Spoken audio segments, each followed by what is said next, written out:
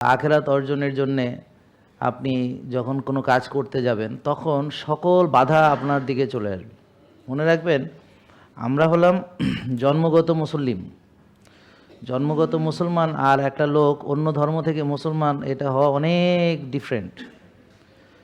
কারণ যে অন্য ধর্ম থেকে মুসলমান হয় সে জেনে বুঝে পড়াশোনা করে এবং স্ট্রাগল করে, কারণ তার ফ্যামিলি ছাড়তে হয়, তার বাবা মা ছাড়তে হয়, তার যদি ছেলে সন্তান থাকে, অথবা মানে সে যেই পরিস্থিতিতে আছে। আমরা দেখেছি অতীতে এমন একজন সাহাবী, বাবা মা তার কাপড় পর্যন্ত খুলে রেখে দিয়েছে, সে উলঙ্গ অবস্থায় সে চলে গেছে, এমনও হয়। তো আমরা তো পেয়ে গেছি না চাইতেই।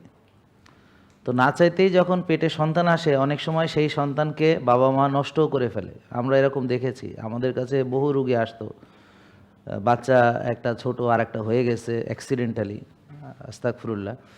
বাচ্চা তো অ্যাক্সিডেন্ট হয় না, আল্লাহ দিলেই হয়।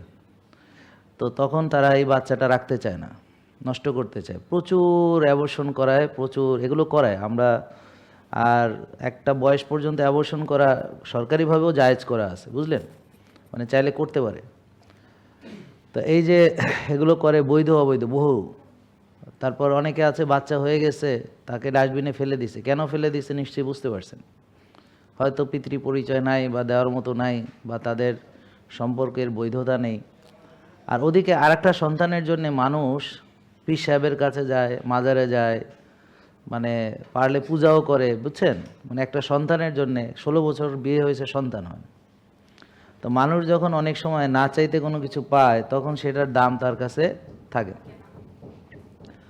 তারপর যখন অনেক কষ্টে পায়, তখন কে সেটার দাম থাকে, বুঝলেন। তা আমরা তো মুসলমান হয়েই গেছি, জন্মগ্রহণ করেই ফেলছি। তা এখন আমরা তো আসলে এটাকে, নামাজ পড়াটাকে বার্ডেন মনে করছি। যেমন ছোটোবেলায় আমরা মনে করতাম, এই বাপ মা খালি নামাজ করে কেন, আম্মা খালি নামাজ পড়তে বলে, কোরআন পড়তে বলে। আরে পড়ছি তো, এখন নামাজ পড়তে গেলে কয় কোরআন পড়ো। আরে ভাই নামাজও পড়ছি, এখন আবার কয় কোরআন পড়তে গেলে এবার কয় হাদিস পড়ো। মা তা তো দিন দিন তো ঝামেলা বাড়তে আছে। তো এটা তো পানিশমেন্ট, এটা তো পানিশমেন্ট। হ্যাঁ, ওরা কি সুন্দর নামাজ রোজা নাই, কি আর আমি ঘুরতে আসে ধ্যাং ধ্যাং করে।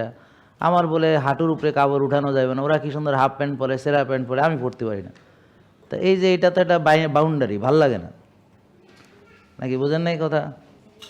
তারপর আবার মাগরিব পড়তে হবে, মাগরিবের আগে বাসায় আসতে হবে। সে আমার বন্ধুরা রেল লাইনে আড্ডা মারে, বিড়ি সিগারেট খায়, রাত 10টা বাজে বাসায়, কি আনন্দ ফুর্তির ব্যাপার। আর আমাদের এত এত রুলস রেগুলেশনসে থাকতে হবে, এটা কোনো কথা। তো এই জন্যে যারা আমরা জন্মগতভাবে মুসলিম হয়ে গেছি, তাদের এটাকে বার্ডেন মনে হয়, তাদের এটাকে মনে হয় যে এটা শাস্তি। নামাজ একটা শাস্তি, ইবাদত একটা শাস্তি, সারাদিন না খেয়ে থাকতে হবে, রোজা, এটা একটা মহাশাস্তির ব্যাপার। হ্যাঁ, তা এখন আমার খাবার আছে তাও খাইতে পারবো না, অন্তত সিগারেটটা খাওয়া দরকার, মানে ভাত না খাই, তাই না। তো সেটাও বলে খাওয়া যাবে না। রোজা এমন একটা জিনিস, পানিটা খাইতে পারি, অন্য ধর্মে কি সুন্দর পানিও খায়, উপবাস করে, আমাদের সেটাও নাই, পানিও বলে খাওয়া যাবে না। তো এগুলো আমরা শাস্তি মনে করি, বার্ডেন মনে করি যে কারণ এটা তো আমি পাইয়ে গেছি অলরেডি। আর আরেকটা ছেলে, সে হিন্দু ধর্মের ছিল, সে মুসলমান হয়েছে, তার বাবা মা, তার ভাই বোন, তার আত্মীয় স্বজন সব বাদ দিয়ে সে একা হয়ে গেছে। শুধু তাই হয়নি, তার মা তাকে পাহারা দেয়, সে যেন নামাজ পড়তে না পারে। তারপর স্বাভাবিকভাবে তাকে সেখান থেকে, তার ফ্যামিলি থেকে বের হয়ে আসতে হয়েছে। সে যখন ধরা পড়ে গেছে যে সে মুসলমান হয়ে গেছে, তারপর ফ্যামিলি থেকে তাকে বের হয়ে আসতে হয়েছে। এখন সে একা হয়ে গেছে পৃথিবীতে, তা সব স্যাক্রিফাইস করে তাকে আসতে হয়েছে। তাহলে এই ছেলেটা কেন আসলো? আর ওদিকে আমরা এটা পেয়েও আমরা কেন এটার দাম দিচ্ছি না? ঠিক সুস্থতা আমাদের থাকে, এই জন্য এটার কোনো দাম নেই।